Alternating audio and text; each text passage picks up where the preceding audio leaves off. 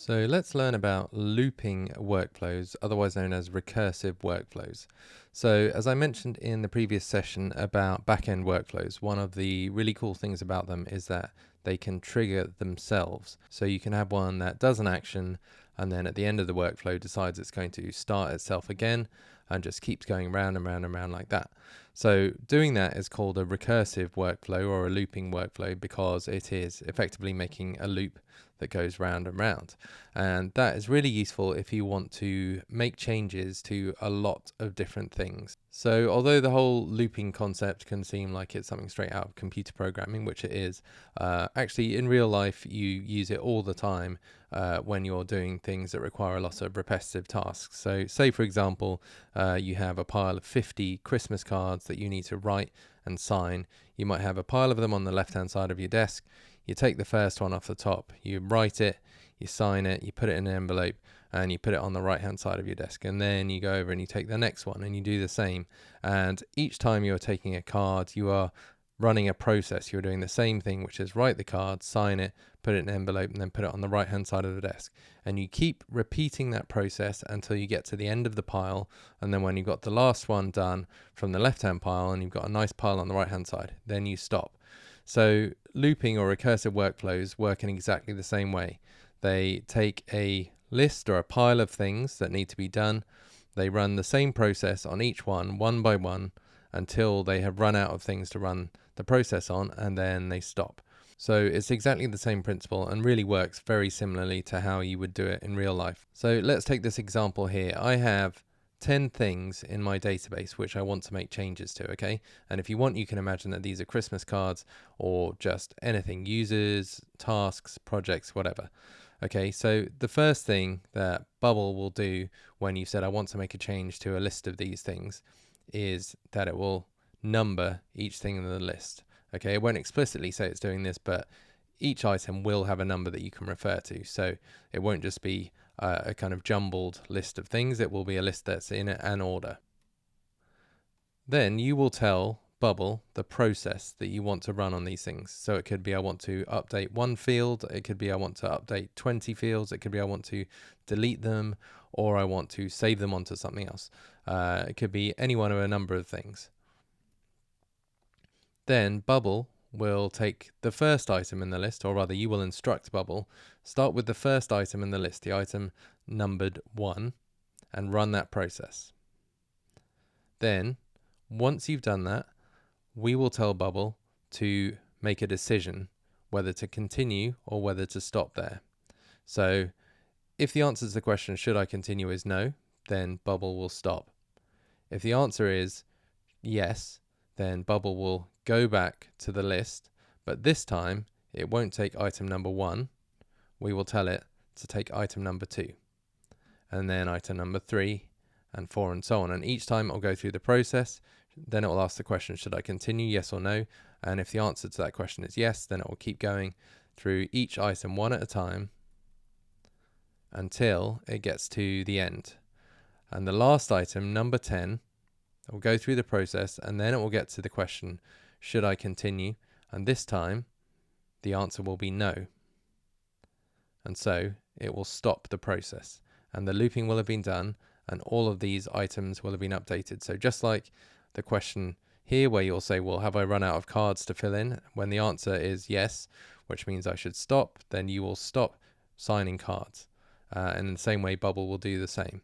So how does it know? How do we formulate this question so that it knows when to keep going and when to stop? Well, all we do is that while we are sending through this loop, we are also sending through 2 other pieces of information. One of those pieces of information is the total number of things. So we know there are 10 things in this list. So we tell Bubble there are 10 things in the list. And then we also tell it what is the number of the current thing you're working on. So 1, 2, 3, 4, 5, 6, 7, 8, 9, or 10. So anytime it is number 1 to 9, we will allow it. We will say, okay, you can continue as long as the current thing you're working on is not item number 10. When the current thing you're working on is item number 10, that is the last thing in the list, and therefore once you've done the process, you should stop. So although this might seem quite abstract, this is almost exactly how looping workflows work. And I will show you now in some real examples. So on this page, we have a imaginary project, and we have a button here to create tasks, and we have a button here to update tasks. So the first one, I want to show you how you can use a recursive workflow to create a number of things in the database, and then we're going to see how you can update them. So all I've done is I've made a little interface here where you can specify the number of tasks that you want to create and then press create. But I haven't done any of the workflows yet because we are going to do that together. So first, let's go to our backend workflows, and we're going to make a new API workflow, which is going to be create tasks. And we are going to untick that. And now we're going to define some parameters, some information that we want to send through to this backend workflow. So the first thing is going to be total tasks, which is going to be a number. So this is going to be the total number of tasks that we want created, and it's going to be that number that we type into the box before we press create. Then we're going to have something that's called current task. So that is also a number, and that is just the number of the task that it is currently working on. And we're going to change that number each time it loops through so that it goes through every task. And the third thing is going to be project, because each of these tasks is going to be attached to a certain project, the project that we made up on the page, because we want to be able to see all the tasks associated with that project. So these are all the parameters that we need. Now we're going to close that, and we are going to create a new thing. And the type of thing we're going to create is a task. And the fields we're going to set, so we're going to set project equals, and it's going to be one of our parameters, project. So that's being passed through from the page when we trigger this workflow. And then we're going to, let's set the name equals task. And then let's put in a dynamic number. So let's put in the current task number. So it's going to say task, and then when it's the first task, it'll be 1. When the second task, it'll be 2, and so on. So it's going to be name equals task, and then a number. And that's all the fields we want to set. Then we are going to schedule this workflow to run again, because the first time it goes through, it's going to do it on the first task, but we want it to do a number of tasks that we are going to specify. So we're going to tell it to schedule itself at the current date and time. And we're going to tell it total tasks, that's going to remain constant. So if we say we want 20 tasks, that number will remain the same. We still want 20 tasks. But the current task is going to be the current task number plus 1. So this is the really important part, because this means that the next time it runs this API workflow, this backend workflow, that current task number has gone up by 1. So the current task is going to be called task 2, for example, if the first one was 1, and then 3, and so on. And then the project, that is going to remain the same. So the only thing that's going to change, and this is pretty much the same with most recursive workflows, is that there is a number that changes each time so that it knows that it's working through these tasks. And then, very importantly, we want this workflow to stop at a certain point, because if we just trigger this workflow now, it's just going to keep going and going and going, and we haven't actually told it to stop when it reaches the number of total tasks. So it's just going to keep going and going and going. It's not even paying any attention to this number at all, and it will be effectively an infinite loop, which is just going to quickly fill up your database and cost you loads of workload units. So we definitely need to make sure this stops, and the way we do that, this is the question where it asks, should I continue or not? So this is where we specify that. It's in this only when here. So when it's scheduling itself, we are going to put in a condition here. So we only want it to run again when the total number of tasks, so that's, say, for example, 20, is bigger than the current task number. So if you imagine total number of tasks is 20, so when current task is 1, it's going to get to this question. It's going to say, oh, 20 is bigger than 1, so I'm going to schedule this. Then when it gets to 19, it's still going to say 20 is bigger than 19, so that's okay. But as it schedules itself again, it will add 1 to 19, and it will get 20. So the next time round it goes, create tasks, create a new task, task 20. it will get to here and it will say total tasks is 20, current task is 20. So total tasks is equal to current task. It is not bigger than current task. Therefore, I should stop. Therefore, I should not schedule myself again. So at that point, it will stop having created 20 tasks in the database. So this bit here, this conditional, is what prevents it from running infinitely, and this is where it asks the question, should I continue? In the same way as if you're preparing your Christmas cards, you would look to see if there are any left in the pile, and if there are none left in the pile, then you know you've completed your Christmas cards.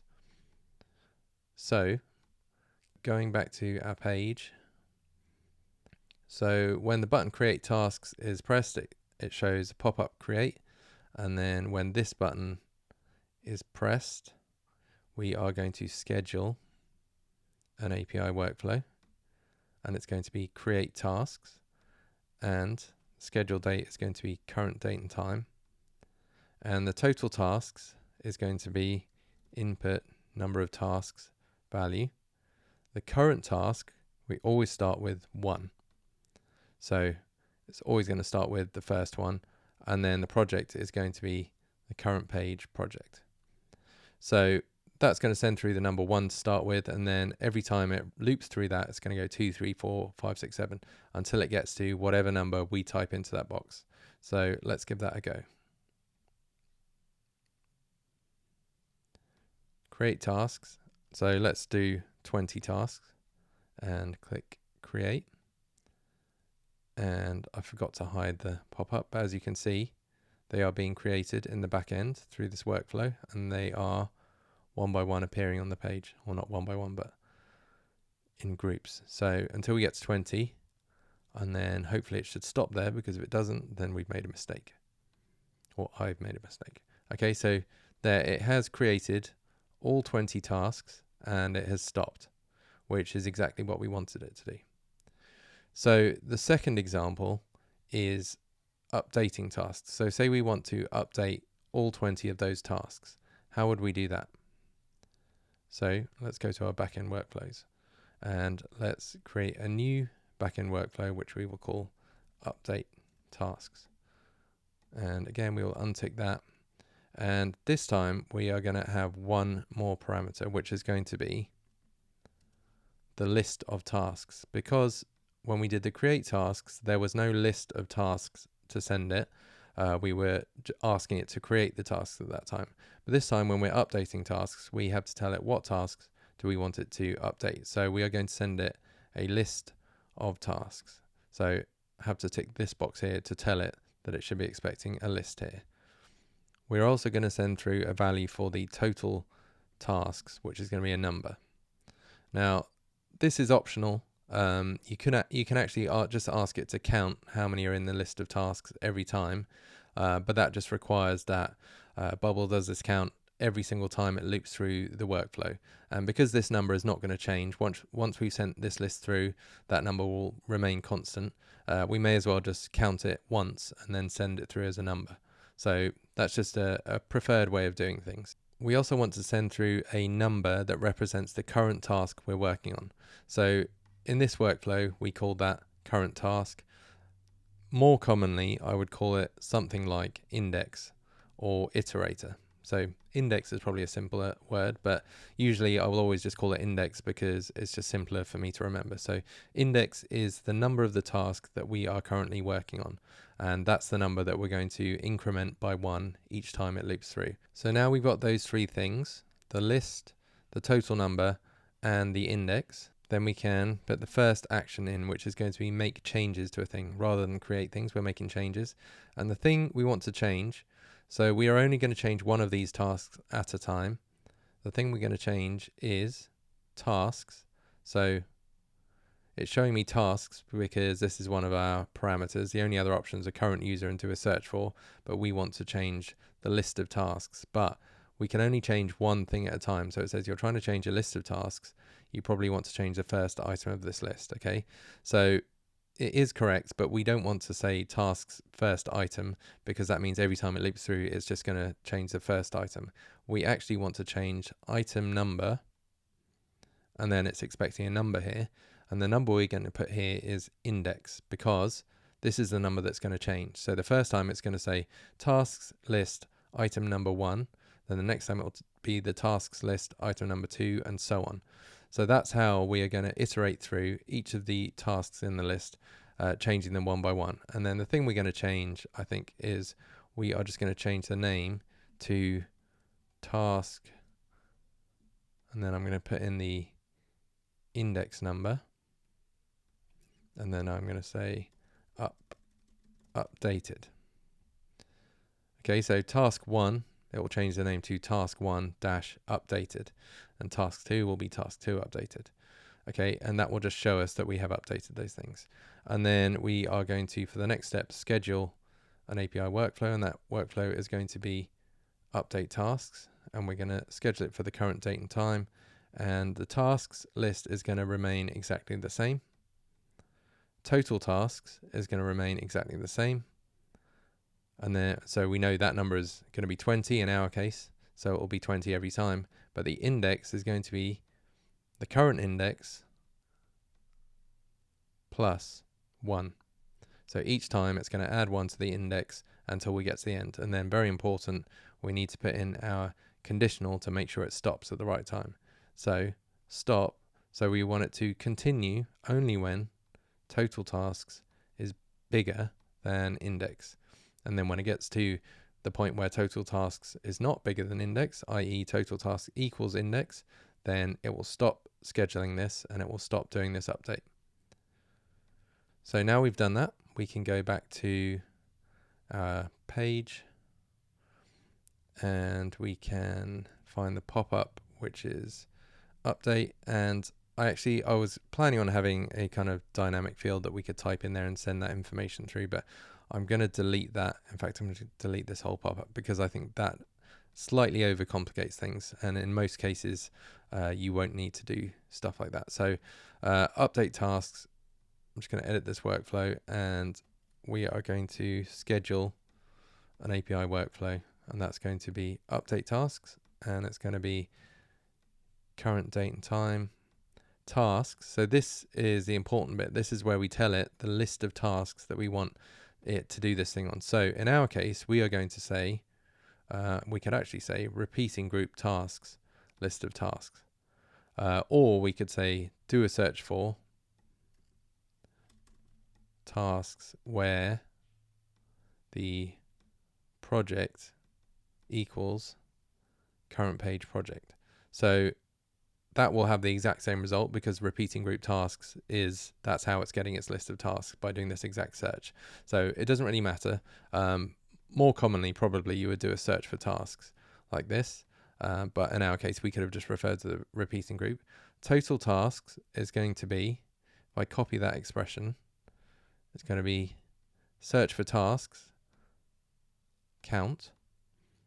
So that will return 20 in our situation, and then index is always 1 to start with, because we want it to start on number 1. And it's worth pointing out that in some situations you may not want it to make changes to all the tasks in the database. So you can put as many constraints as you want in here. You can have users selecting a certain number of tasks or things from a list. The list you send through in here is entirely up to you and depends on your needs. In our case, we are sending through every task that is linked to the current page project, but you could equally restrict it to only, half of those tasks if you only want to update half of them. So once we have filled this in, that's all we need to do. Then let's go back here and let's click update tasks.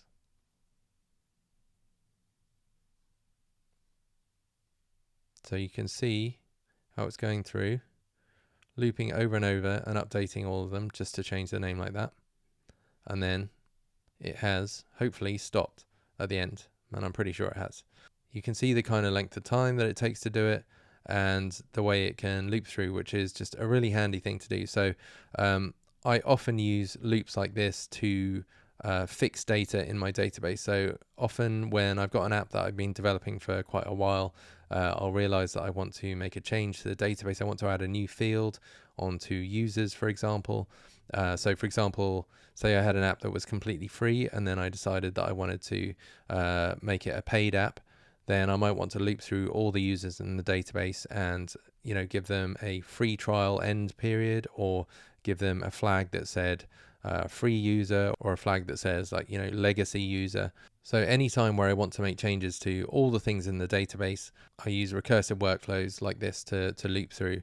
Likewise, I have apps where I need to, once a day, I want to loop through every user in the database and say update a value on their user, or update a figure on their dashboard and do calculations and stuff. So I will have a workflow that once a day will schedule a recursive workflow to loop through every user or every project or everything and update a field on it, so that the next time the user logs in, they will see this figure has been updated. So recursive workflows are really, really useful for that kind of thing, for doing updates to large amounts of data. There is also an option to make changes to things on a list, which I'm going to do a session on next. But in general, recursive workflows are a better way of doing things, because you can have absolute visibility over what is being updated and when. So for example, we could have in our backend workflows, we could have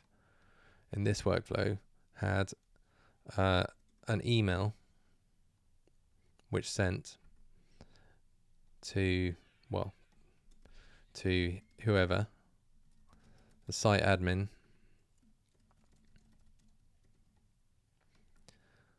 that said update complete, and we could have made it so it only sends that email when total tasks is index. So we know that this will only run at the point where this is no longer true. When it gets to task 20 in our case, then this will not run and this will run. So on the final time, it will run and it'll send us an email saying update complete, and then we know that that update has been done. So if you've got an update that takes an hour to run because you've got thousands of things in your database, then it could be really useful to receive that email to know that it has completed. So recursive workflows are very useful in that sense. And we could also have it so that once this is completed, we could schedule another recursive workflow to do other things. And because we are able to tell when this has completed, we will then know when we can schedule this other workflow to start, and so on. And so you can daisy chain a load of workflows together, all waiting until the formal one has completed. Whereas if you use the other action, which is schedule an API workflow on a list, you have no way of knowing when that has finished. So it's definitely not as easy to control and easy to manage as a recursive workflow.